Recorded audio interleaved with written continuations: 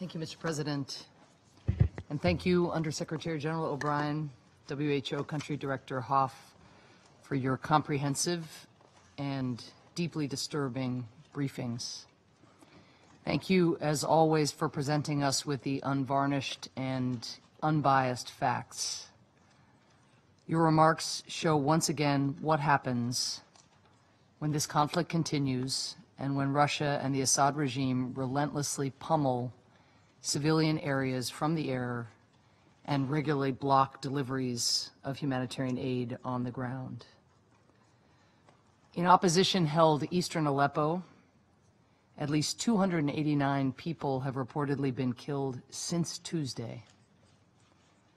One Syrian volunteer reported 180 airstrikes on eastern Aleppo on Saturday alone.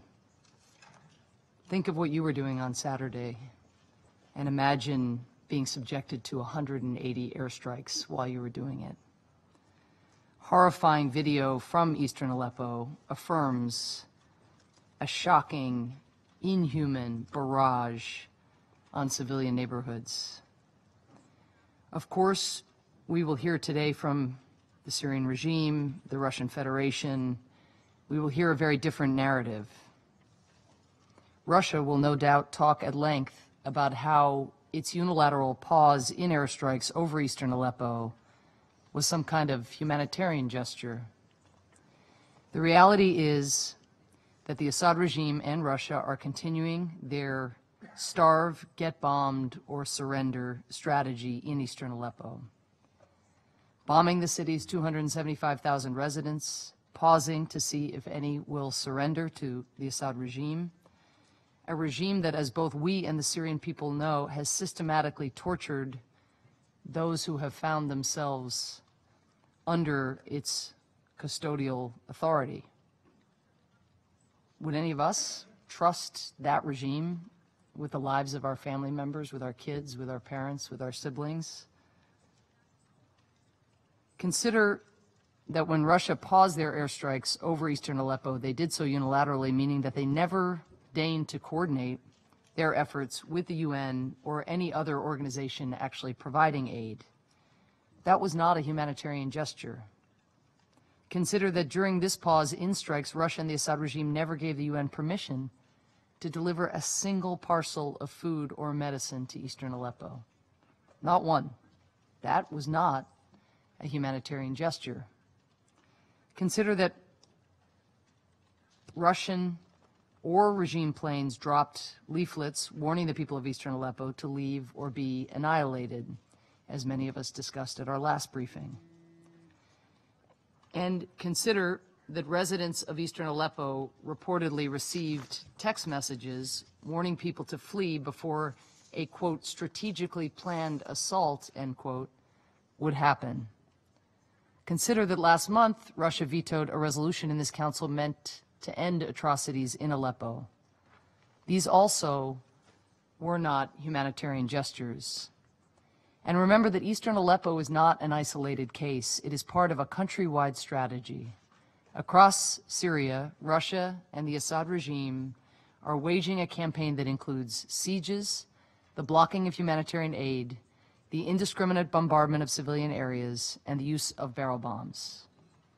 So, members of this council, we need to separate fact from fiction today. When we renewed the Joint Investigative Mechanism for Syria last week, I and many of you spoke about how we could not uphold the norm against chemical weapons use if we did not know what party was using chemical weapons. Here again, to uphold the humanitarian demands of this council, we need to speak frankly and very specifically about which parties are responsible for the suffering of the Syrian people. That means condemning the atrocities committed by terrorist organizations like Jabhat al-Nusra and ISIL, which the United States has done and will continue to do. But that also means telling the truth about Russia and the Assad regime's actions. Today, I will focus on just two features of regime and Russian terror. First, The Assad regime and Russia must stop the campaign of attacks that has destroyed countless schools, hospitals, homes, and other civilian infrastructure. Take just some of their recent airstrikes. Between November 13th and 15th, 5 hospitals in Syria were struck. 5 hospitals in 2 days. After airstrikes hit another hospital in eastern Aleppo on November 18th, every hospital in that city is now reportedly out of service due to attacks by Russia and the Assad regime. Every single hospital serving a population of 275,000 civilians out of commission. On November 6th, an attack by the Assad regime on a Damascus suburb reportedly killed at least 6 children in a kindergarten. The United States recognizes that it is not just the Assad regime and its allies who are causing civilians to suffer in Syria. We condemn in the strongest terms all indiscriminate shelling by opposition forces into the civilian areas of western Aleppo. These attacks have reportedly caused more than 60 casualties just since November 1st. We agree with Russia that there can be no justification for such attacks. But I ask, will Russia condemn even a single airstrike by the Assad regime here in this chamber today or any day? Choose any of the hospitals that the Assad regime has destroyed or any of the schools. Will Russia ever condemn its ally Bashar al-Assad here at the Council for a single one of these attacks? We have been attending sessions like this one for more than 5 years, but despite all of the carnage inflicted by their regime partners, they have uttered not one critical word, not even one skeptical word. Today, I would like to specify some of the names of those involved since 2011 in killing and injuring civilians by conducting air and ground-based Syrian government military assaults on cities, residential areas, and civilian infrastructure. The United States will not let those who have commanded units involved in these actions hide anonymously behind the facade of the Assad regime. We know who some of these commanders are. They include Major General Adib Salameh, Brigadier General Adnan Aboud Hilwa, Major General Jawdat Salbi Mahwas, Colonel Suhail Hassan, Major General Tahir Hamid Khalil. Russia and the Assad regime's merciless attacks must end, and those behind such attacks must know that we and the international community are watching their actions, documenting their abuses, and one day they will be held accountable. Now, I know right now, today, with wind at their backs, these individuals feel impunity. So, though, did Slobodan Milosevic, Charles Taylor, and countless war criminals before them. Today's atrocities are well documented, and the civilized world's memories are long. Second, the Assad regime must end the suffering and torture in detention centers throughout Syria. The regime continues to improve tens of thousands of Syrians, including women, children, doctors, humanitarian workers, human rights defenders, and journalists, subjecting many to torture, sexual violence, and inhumane conditions. Here is how a Syrian journalist named Shiar described his experience at Military Intelligence Branch 235. Quote, "They had me stand on a barrel, and they tied rope around my wrists. Then they took away the barrel. There was nothing below my feet. They were dangling in the air. They brought 3 sticks. They were hitting me everywhere. After they were done beating me with wooden sticks, they took the cigarettes. They were putting them out all over my body. It felt like a knife excavating my body, cutting me apart," end quote.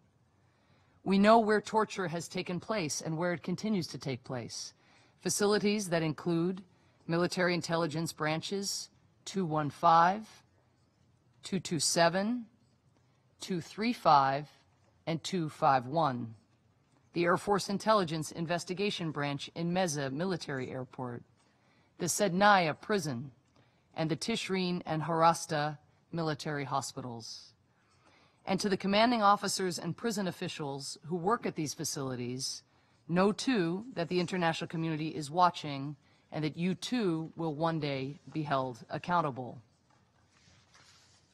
Major General Jamil Hassan, Brigadier General Abdul Salam Fajr Mahmoud, Brigadier General Ibrahim Mahala, Colonel Qusay Mihub, Brigadier General Salah Hamad, Brigadier General Shafiq Massa, Major General Rafiq Shihadeh, Hafiz Makhlouf.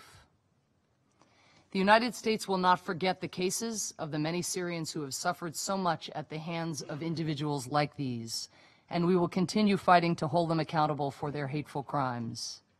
The United States, I want to stress, recognizes that non-state groups have also committed many abuses against detainees, including torture.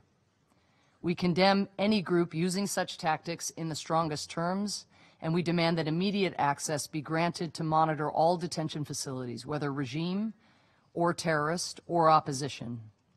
ISIL's atrocities are in a category unto themselves, which is why the United States leads a 67-member coalition to defeat this terrorist organization. Let me conclude.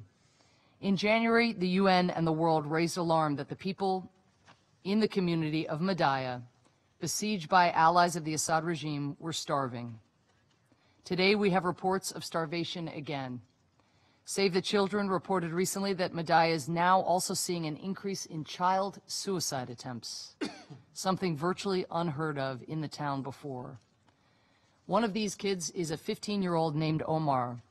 Omar told a reporter recently, "There's nothing left for me here, and I felt the easiest thing to do was to kill myself. I tried to throw myself from the balcony, but it wasn't high enough." Omar's dad is in jail.